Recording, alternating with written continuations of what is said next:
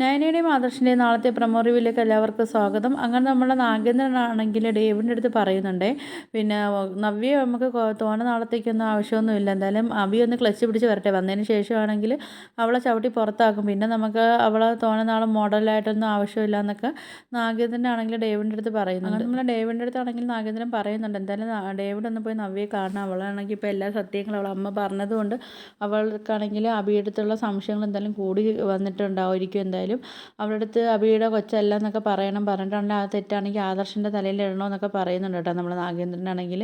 അത് കഴിഞ്ഞിട്ടുണ്ടെങ്കിൽ നമ്മൾ നവ്യ ആണെങ്കിൽ അബിയുടെ അടുത്താണെങ്കിൽ ചൂടായിട്ടൊക്കെ ചോദിക്കുന്നുണ്ട്, ചന്തുമോൾ ആരെ കൊച്ചാടാന്നൊക്കെ ചോദിക്കുന്ന സമയത്താണെങ്കിൽ അബി ആണെങ്കിൽ ആ തെറ്റ് വീണ്ടും നമ്മൾ ആദർശിൻ്റെ തലയിലിടാനൊക്കെ നോക്കുന്നുണ്ട് കേട്ടോ. അപ്പോഴത്തേക്കും നവ്യ ആണെങ്കിൽ വീണ്ടും ദേഷ്യത്തിൽ പറഞ്ഞു, സത്യം പറയട്ടെ ആരുടെ കൊച്ചാടാ ചന്തുമോളെന്നൊക്കെ പറഞ്ഞിട്ടാണെങ്കിൽ നവ്യ ആണെങ്കിൽ ഒരു കത്തിയൊക്കെ എടുത്തിട്ട് നമ്മൾ അബിയെ കുത്താൻ വേണ്ടിയൊക്കെ എടുക്കുകയൊക്കെ ചെയ്യുന്നുണ്ട് കേട്ടോ. അങ്ങനെ നവ്യ ആണെങ്കിൽ രണ്ടും കൽപ്പിച്ചിട്ടുള്ള ഒരവസ്ഥയിൽ തന്നെ ഇപ്പോൾ നവ്യ നിൽക്കുകയൊക്കെ ചെയ്യുന്നുണ്ട് കേട്ടോ. അപ്പോഴത്തേക്കാണ് നമ്മൾ അബി ആണെങ്കിൽ പേടിച്ച് വിറച്ചൊക്കെയാണ് നിൽക്കുന്നത്. ഇനിയിപ്പോൾ ഇത് അബി കാണുന്നത് സ്വപ്നമാണോ എന്നൊന്നും അറിയാനും പറ്റുന്നില്ല.